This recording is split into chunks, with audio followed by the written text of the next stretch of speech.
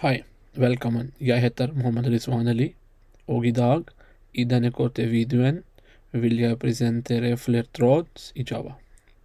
Jag hoppas du har en idé om object-oriented programming och datastrukturer. Låt oss nu starta med en kort introduction av tråd.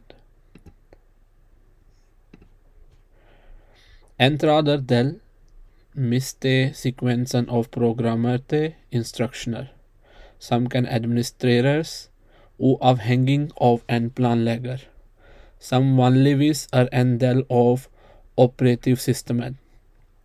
Tråder kalles ofte lette prosesser fordi de deler noen funksjoner i prosesser, men er mindre og raskere. En prosess er et program under utførelse, mens en tråd er en del av prosessen. Tråder lar et program utføre flere oppgaver samtidig. For eksempel, når du bruker en nettleser, håndterer tråder forskjellige oppgaver samtidig. For eksempel, en tråd laster inn innholdet på nettsiden, for eksempel tekst, bilder, videoer. En annen tråd reagerer på handlingene dine som å bla, klikke eller skrive.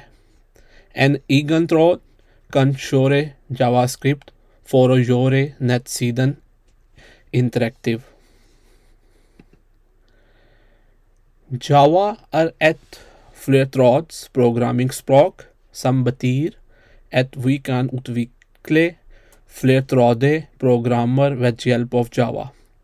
Et flertrådsprogram inneholder to eller flere tråder som kan kjøres samtidig, og hver tråd kan håndtere en annen oppgave samtidig og utnytte de tilgjengelige ressurser optimalt.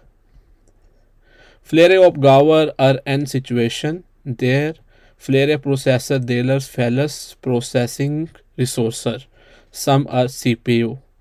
Flertråder utvider ideen om flere oppgaver til applikasjoner der du kan dele opp spesifikke operasjoner innenfor en enkelt applikasjon i tråder. Hver av tråden kan du parallelt OS deler behandlingstiden, ikke bare mellom forskjellige applikasjoner, men også mellom hver tråd i en applikasjon.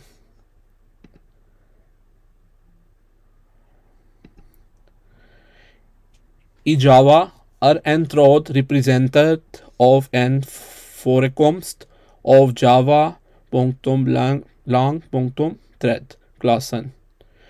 Det er to typer tråder, demoner og ikke-demoner. Demontråder er bakgrunnstråder, husholdning, som gjør noe arbeid i bakgrunnen. For eksempler har Java en tråd som er ansvarlig for behandling av finalize metodekall, tråder som er involvert med garbage collector.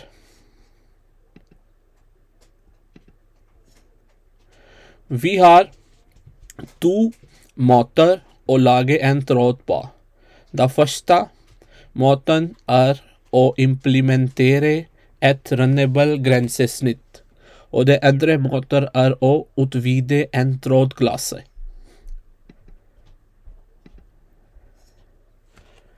Hvis klassen din er ment å kjøres som en tråd, kan du åpne dette ved å implementere et runnable grensesnitt. Du må følge 3 grunnleggende trinn.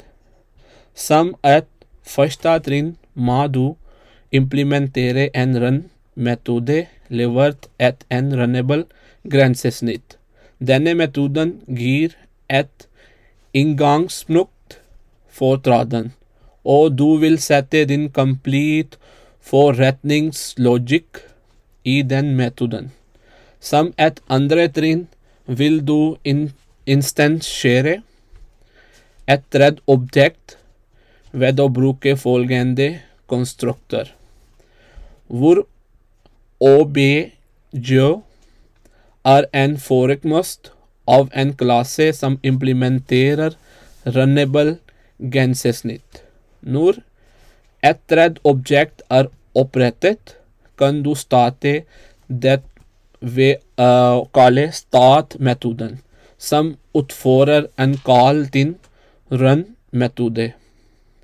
Her eksempel som lager en tråd ved å implementere det runnable og gir følgende resultat. Den andre måten å lage en tråd på å lage en ny klasse som utvider trådklasse ved å bruke da følgende to enkle trinnen. Du må overstyre run-metoden som tilgjengelig og i thread-klassen. Når thread-objektet opprettet, kan du starte det ved å kalle start-metoden som utfører et kall til run-metoden. Når vi starter to eller flere tråder i et program, kan det oppstå en situasjon når flere tråder prøver å få tilgang til samme ressurs, og til slutt kan det produsere uforutsette resultater på grunn av samtidighetsproblemer. For eksempel, hvis flere tråder prøver å skrive i en samme fil, kan det ødelegge dataene, fordi en av trådene kan overstyre data, eller mens en tråd åpner den samme filen samtidig, kan en annen tråd lukke den samme filen. Så det behov for å synkronisere flere tråder og sørge for at bare en tråd kan få tilgang til ressursen på et gitt tidspunkt. Dette implementert ved hjelp av en konsept kalt monitorer.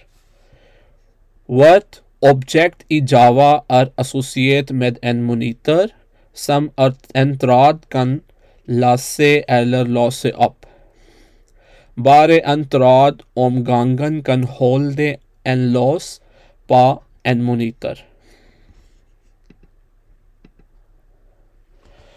Her et Java-program for å vise hvordan flere tråder kan bruke en delt ressurs.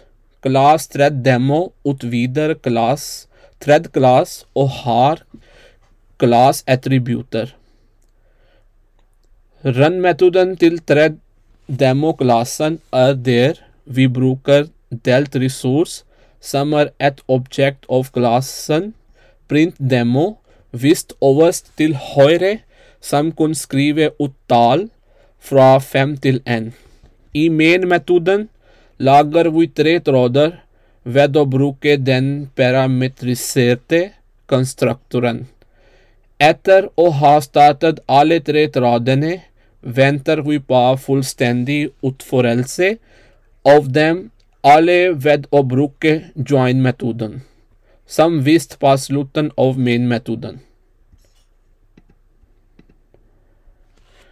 Vi forventer at alle 3 trådene vil skrive ut tall fra 5 til 1, som vist i den svarte boksen.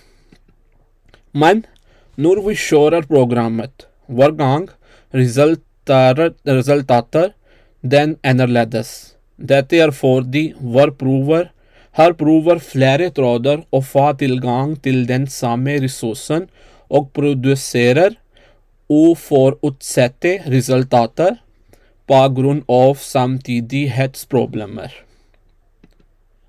Java-programmingsspråk tillater flere måter å synkronisere tråder på. I denne videon vi vil kun diskutere synkroniserte blokker og statisk synkronisering. For å synkronisere tråder med blokkesynkronisering, i forrige eksempel må vi sette synkronisert nøkkelord over en blokk som har delt ressurs. Vi bruker PD-objekt som en lås som vi sender inn i synkroniserte blokken som en parameter. Etter å ha kjørt delte program kan vi si at resultatene alltid er det samme som forventet. Når vi bruker statisk synkronisering, hvis en tråd er i den statiske synkroniserte region, vi alle andre tråder som prøver å få tilgang til denne regionen blir blokkert, siden statiske metoder derfor tilhører klassen, gjelder statiske synkronisering klassen nivåløs.